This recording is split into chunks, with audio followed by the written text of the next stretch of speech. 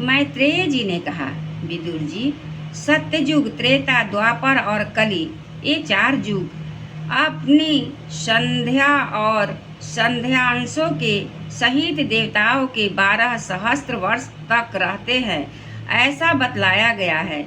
इन सत्यादि चारों युगों में क्रमशः 4, 3, 2 और 1 सहस्त्र दिव्य वर्ष होते हैं, और प्रत्येक में जितने सहस्त्र वर्ष होते हैं उससे दुगुने 100 वर्ष उनकी संध्या और संध्यांशों से होते हैं। युग की आदि में संध्या होती है और अंत में संध्यांश। इनकी वर्ष गणना सैकड़ों की संख्या में बतलाई गई है। इनके बीच का जो काल होता है उसी को काल वेताओं ने युग कहा है। प्रत्येक युग में एक एक विशेष धर्म का विधान पाया गया है जाता है। सतयुग के मनुष्य में धर्म अपने चारों चरणों में रहता है। फिर अन्य युगों में अधर्म की वृद्धि होने से उसका एक एक चरण छिन्न होता जाता है। प्यारे विदुर जी, त्रिलोकी से बाहर महलोक से ब्रह्मलोक पर्यंत यहाँ की 1 सहस्त्र चतुर्युगी का एक दिन होता है, और इतनी ही बड़ी रात्रि होती है जिसमें जगतकर्ता ब्रह्मा जी शयन करते हैं। उस रात्रि का अंत होने पर इस लोक का कल्प आरंभ होता है। उसका क्रम जब तक ब्रह्मा जी का दिन रहता है तब तक चलता रहता है। उस एक कल्प में 14 मनु को हो जाते हैं।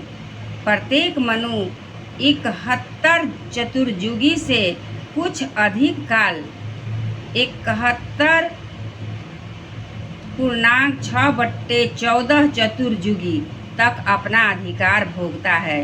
प्रत्येक मनवंतर में भिन्न भिन्न मनुवंशी राजा लोग, सप्तर्षिगण, देवगण, इंद्र और उनके अनुयायी गंधर्व आदि साथ साथ ही अपना अधिकार भोगते हैं। यह ब्रह्मा जी की प्रतिदिन की सृष्टि है।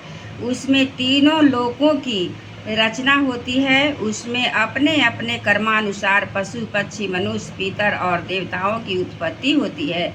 इन मनमंत्रों में भगवान सतयुग का आश्रय ले अपनी मनु और मूर्तियों के द्वारा पौरुष प्रकट करते हुए इस विश्व का पालन करते हैं। काल कर्म से जब ब्रह्मा जी का दिन बीत जाता है तब वे तमोगुण के संपर्क को स्वीकार कर अपने सृष्टि रचना रूप पौरुष को स्थगित करके निश्रेष्ठ भाव से स्थिर हो जाते हैं। उस समय सारा विश्व उन्हीं में लीन हो जाता है। जब सूर्य और चंद्रमा से रहित यह प्रलय रात्रि आती है तब वे भूवः स्वः तीनों लोक उन्हीं ब्रह्मा जी के शरीर में छिप जाते हैं। उस अवसर पर तीनों लोक शेष जी के मुख से निकली हुई अग्नि रूप भगवान की शक्ति से जलने लगते हैं। इसलिए उसके ताप से व्याकुल होकर भृगु आदि मुनीश्वरगण महलोक से जनलोक को चले जाते हैं।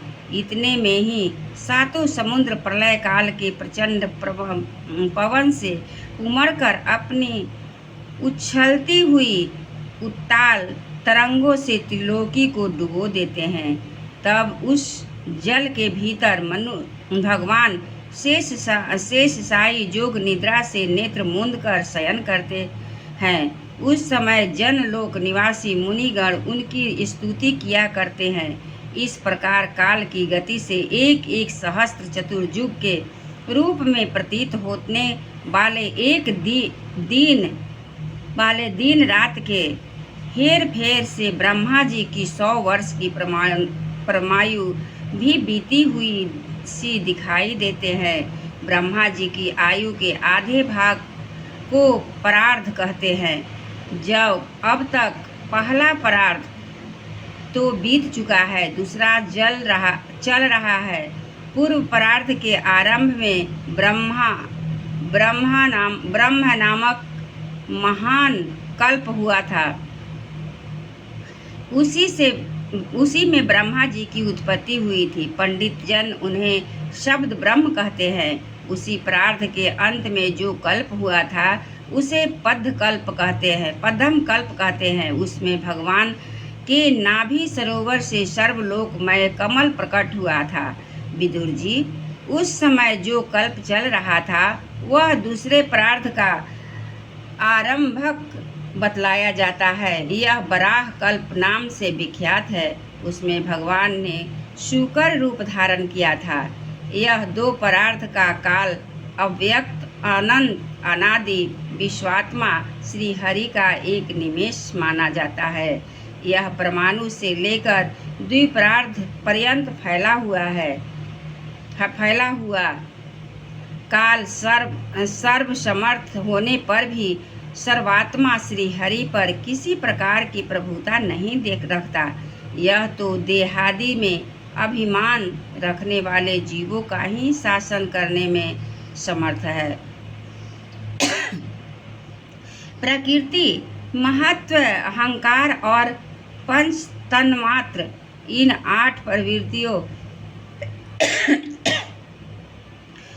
प्रकृतियों के सहित 10 इंद्रियां, मन और पंचभूत, इन 16 विकारों में मिलकर बना हुआ यह ब्रह्मांड कोश भीतर से 50 करोड़ योजन विस्तार वाला है तथा इसके बाहर चारों ओर उत्तरोत्तर 10-10 गुने 7 आवरण है। इन सब के सहित यह जिसमें परमाणु के समान पड़ा हुआ दिखता है और जिसमें ऐसी करोड़ों ब्रह्मांड राशियां हैं, वह उन प्रधान आदि समस्त कारणों का कारण अक्षर ब्रह्म कहलाता है। और यही पुराण पुरुष परमात्मा श्री विष्णु भगवान का श्रेष्ठ धाम स्वरूप है। एक बार बोलिए श्री कृष्ण भगवान की जय। श्रीमन्नारायण नारायण नारायण, प्रभु नारायण नारायण नारायण, भगवान नारायण नारायण नारायण, श्रीमन्नारायण नारायण नारायण, श्रीमन्नारायण नारायण नारायण, भगवान नारायण नारायण नारायण, भगवान नारायण नारायण नारायण। एक बार बोलिए श्री कृष्ण भगवान की जय। वृंदावन बिहारी लाल की जय।